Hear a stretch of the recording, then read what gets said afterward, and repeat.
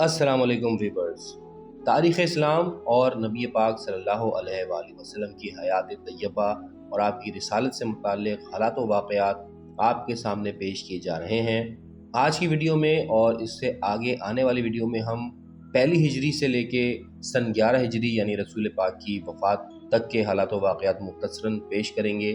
تو آج کی ویڈیو میں ہم سن 1 ہجری اور 2 ہجری کے حالات و واقعات آپ کے سامنے پیش کریں گے۔ تو ویڈیو کو پورا دیکھیے، اور اگر آپ پہلی دفعہ آئے ہیں ہمارے چینل پہ تو کائنڈلی سبسکرائب ضرور کیجیے تاکہ آپ کو مزید آنے والی معلوماتی ویڈیوز پہنچتی رہیں۔ تو پہلی ہجری میں سب سے اہم واقعہ یہ ہے کہ اذان مقرر کی گئی، جسے حضرت علی نے حکم رسول سے حضرت بلال کو تعلیم کیا اور وہ مستقل مؤذن قرار پائے۔ اس کے علاوہ اقامت کا بھی تقرر کیا گیا۔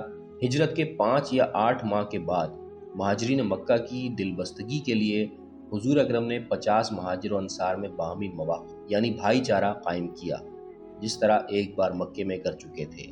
تاریخ خمیس اور ریاض النصرہ میں ہے کہ وہاں حضرت ابوبکر کو عمر کا، طلحہ کو زبیر کا، عثمان کو عبدالرحمن کا، حمزہ کو ابن حارثہ کا اور علی کو خود اپنا بھائی بنایا تھا۔ آن حضرت نے ہر مسلمان کی طبیعت اور فطرت کے لحاظ سے دوسرے کو اس کا بھائی بنایا تھا، اور حضرت علی کے لیے تو یہ فرمایا تھا کہ تم دنیا اور آخرت دونوں میں میرے بھائی ہو۔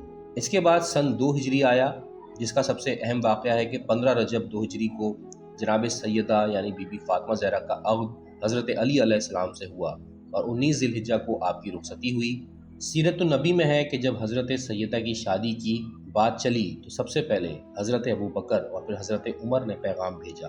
کتاب کنز الاعمال میں ہے کہ ان پیغامات سے حضور اکرم صلی اللہ علیہ وآلہ وسلم غضبناک ہوئے اور ان کی طرف سے منہ پھیر لیا۔ کتاب ریاض النصرہ میں ہے کہ حضور اکرم نے حضرت علی سے خود فرمایا کہ اے علی، مجھے خدا نے کہہ دیا ہے کہ فاطمہ کی شادی تمہارے ساتھ کر دوں، کیا تمہیں منظور ہے؟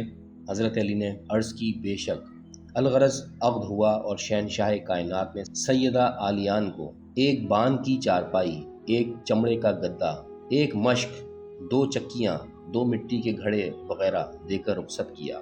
اس وقت حضرت علی کی عمر 24 سال اور حضرت فاطمہ کی عمر 10 برس تھی۔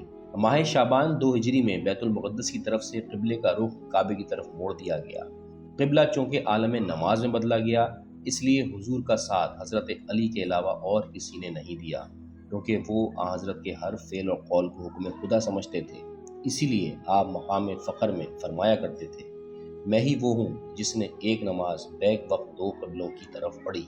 جب قریش کو معلوم ہوا کہ رسول خدا صلی اللہ علیہ وآلہ وسلم بخیر و خوبی مدینے پہنچ گئے اور ان کا مذہب دن رات ترقی کر رہا ہے، تو ان کی آنکھوں میں خون اتر آیا اور وہ مدینے کے یہودیوں کے ساتھ مل کر کوششیں کرنے لگے کہ اس بڑھتی ہوئی طاقت کو کچل دیا جائے۔ اس کے نتیجے میں حضور اکرم کو مشرکین قریش اور یہودیوں کے ساتھ بہت سی دفاعی لڑائیاں لڑنی پڑیں، جن میں سے اہم موقع پر حضور خود فوج اسلام کے ساتھ تشریف لے گئے۔ ایسی مہمات کو غزوات کہتے ہیں، اور جن موقع پر آپ اصحاب میں سے کسی کو فوج کا سردار بنا کر بھیج دیا کرتے تھے، ان کو سرایا کہا جاتا تھا۔ غزوات کی مجموعی تعداد 26 ہے، جن میں بدر، احد، خندق، خیبر، حنین بہت مشہور ہیں، اور سرایوں کی تعداد 36 تھی، جن میں سے مشہور موتا ہے، جس میں حضرت جعفر طیار شہید ہوئے تھے۔ ایک اور اہم واقعہ اس سال کا جنگ بدر ہے۔ مدینہ منورہ سے تقریباً 80 میل پر بدر ایک گاؤں تھا۔ مدینہ میں خبر پہنچی کہ قریش بڑی آمادگی کے ساتھ مدینے پر حملہ کرنے والے ہیں، اور سننے میں آیا کہ ابو سفیان 30 سواروں کے ساتھ 1000 آدمیوں کے قافلے کے ہمراہ شام سے اسباب تجارت مکہ لے جا رہا ہے اور نواح مدینہ سے گزرے گا۔ حضرت رسول خدا 313 ہمراہیوں کے ساتھ روانہ ہوئے اور مقام بدر پر جا کر اترے۔ لڑائی ہوئی، خدا نے مسلمانوں کو مدد دی، جس سے یہ فتح یاب ہوئے۔ 70 کفار مارے گئے، 70 ہی اسیر ہوئے۔ 36 کافروں کو حضرت علی نے خود قتل کیا۔ اس لڑائی میں ابو جہل اور اس کا بھائی عاص، عتبہ، شیبہ، ولید بن عتبہ اور اس کے علاوہ بھی اسلام کے بہت سے بڑے بڑے دشمن مارے گئے۔ اس پہلی اسلامی جنگ کے علم بردار حضرت علی ہی تھے۔ قیدیوں میں نصر بن حارث اور عقبہ بن ابی معیط قتل کر دیے گئے اور باقی لوگوں کو فدیہ لے کر چھوڑ دیا گیا۔ حضرت ابوبکر نے اس غزوے میں جنگ نہیں کی۔ غزوہ بدر کے بعد کفار کا گھر گھر ماتم کدہ بن گیا اور مقتولین کے انتقام کا جذبہ مکے کے پیر و جوان میں پیدا ہو گیا، جس کے نتیجے میں مارکہ احد رونما ہوا۔ غزوہ بدر ماہ رمضان 2 ہجری میں واقع ہوئی ہے اور اسی سال میں روزے بھی فرض کیے گئے اور عید الفطر کے احکام بھی نازل ہوئے، اور غزوہ بنی قینقاع سے واپسی پر عید الاضحیٰ کے احکام بھی آئے اور خمس کو بھی واجب کیا گیا۔ ویورز، یہاں پر آج کی ویڈیو ختم کرتے ہیں۔ اگلی ویڈیو میں ہم سن 3 ہجری اور 4 ہجری کے حالات و واقعات آپ کی نظر کریں گے۔ آج تک کے لیے اتنا ہی۔ ویڈیو دیکھنے کا شکریہ۔ اللہ حافظ۔